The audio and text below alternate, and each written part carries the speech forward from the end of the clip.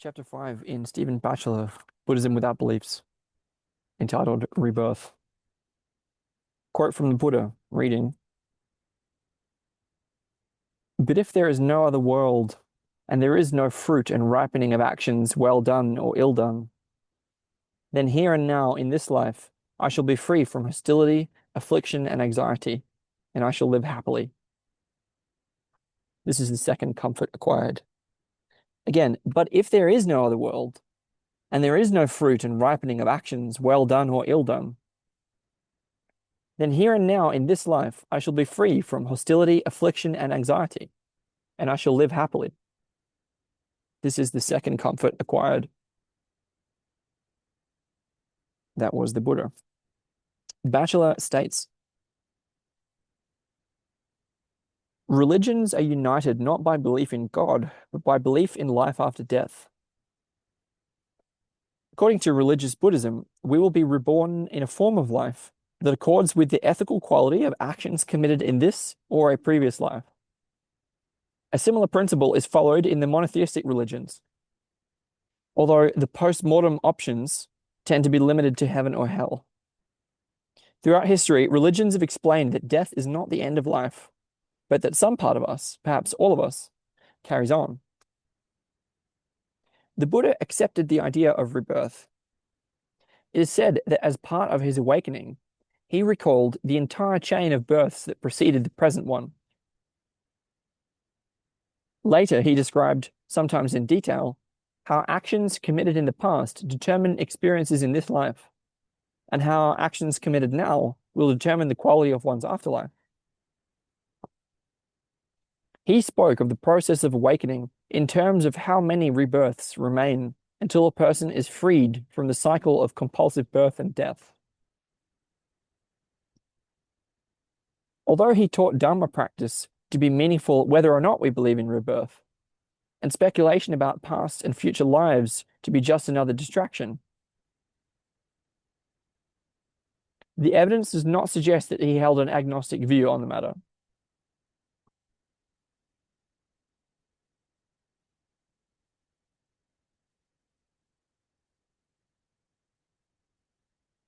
Yet while religions may agree that life continues in some form after death, this does not indicate the claim to be true. Until quite recently, religions maintained that the Earth was flat, but such widespread belief did not affect the shape of the planet. In accepting the idea of rebirth, the Buddha reflected the worldview of his time. In common with Indian tradition, he maintained that the aim of life is to attain freedom from the anguished cycle of compulsive rebirth. It's a curious twist that Westerners find the idea of rebirth consoling.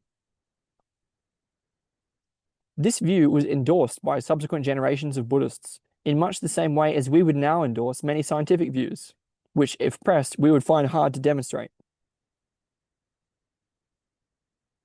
The Buddha found the prevailing Indian view of rebirth sufficient as a basis for his ethical and liberating teaching. Subsequently, religious Buddhism emphasized that denial of rebirth would undermine the basis of ethical responsibility and the need for morality in society. Similar fears were expressed at the time of the Enlightenment by the Christian churches, who feared that loss of faith in heaven and hell would lead to rampant immorality. One of the greatest realizations of the Enlightenment was that an atheistic materialist could be just as moral a person as a believer, even more so. This insight led to liberation from the constraints of ecclesiastical dogma, which was crucial in forming the sense of intellectual and political freedom we enjoy today. Again, this was written in 1996.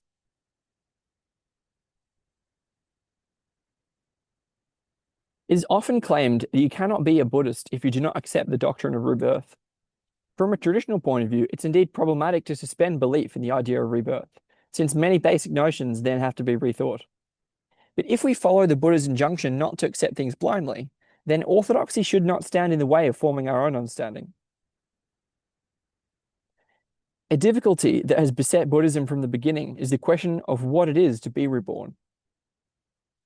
Religions that posit an eternal self distinct from the body-mind complex escape this dilemma. The body and mind may die, but the self continues. A central Buddhist idea, however, is that no such intrinsic self can be found through analysis or realized in meditation. Such a deep-seated sense of personal identity is a fiction, a tragic habit that lies at the root of craving and anguish.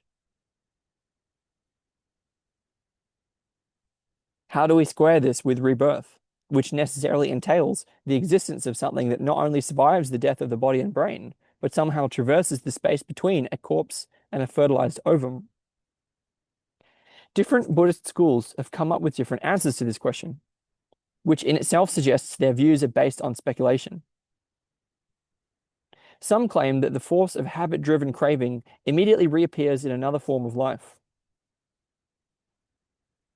Others posit various kinds of non-physically based mental consciousness that may spend several weeks before locating a suitable womb. These kinds of speculations lead us far from the Buddha's agnostic and pragmatic perspective and into a consideration of metaphysical views that cannot be demonstrated or refuted, proven or disproven. Even if irrefutable evidence for rebirth were to appear one day, it would only raise other, more difficult questions. The mere fact of rebirth would not entail any ethical linkage between one existence and the next. Demonstrating that death will be followed by another life is not the same as demonstrating that a murderer will be reborn in hell and a saint in heaven.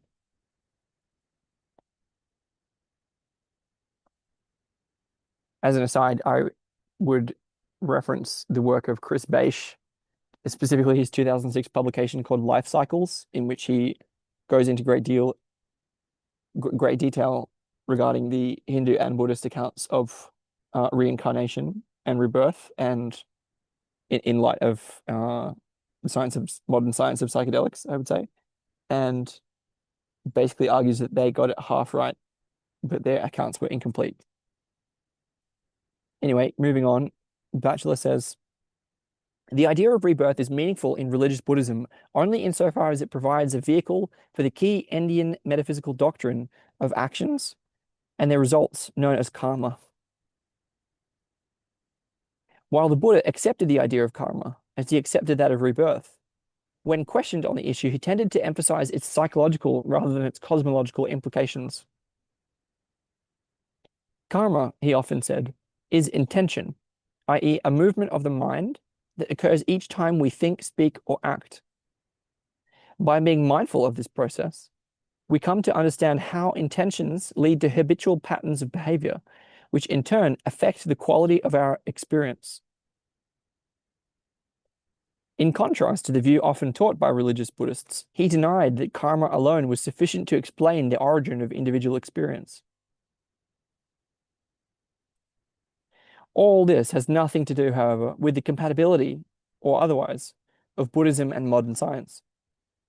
It is odd that a practice concerned with anguish and the ending of anguish should be obliged to adopt ancient Indian metaphysical theories and thus accept as an article of faith that consciousness cannot be explained in terms of brain function. Dharma practice can never be in contradiction with science, not because it provides some mystical validation of scientific findings, but because it simply is not concerned with either validating or invalidating them. Its concern lies entirely with the nature of existential experience. Where does this leave us? It may seem that there are two options, either to believe in rebirth or not. But there is a third alternative. To acknowledge, in all honesty, I do not know. I do not know. I do not know. We neither have to adopt the literal versions of rebirth presented by religious tradition, nor fall into the extreme of regarding death as annihilation. Regardless of what we believe, our actions will reverberate beyond our death. Irrespective of our personal survival, the legacy of our thoughts, words, and deeds will continue through the impressions we leave behind in the lives of those we have influenced or touched in any way. Dharma practice requires the courage to confront what it means to be human. Dharma practice requires the courage to confront what it means to be human. All the pictures we entertain of heaven and hell or cycles of rebirth serve to replace the unknown with an image of what is already known. To cling to the idea of rebirth can deaden questioning. Failure to summon forth the courage to risk a non-dogmatic and non-evasive stance on such crucial existential matters can also blur our ethical vision. If our actions in the world are to stem from an encounter with what is central in life, they must be unclouded from either dogma or prevarication. Again, if our actions in the world are to stem from an encounter with what is central in life, they must be unclouded either by dogma or prevarication. Agnosticism is no excuse for indecision. If anything, it is a catalyst for action.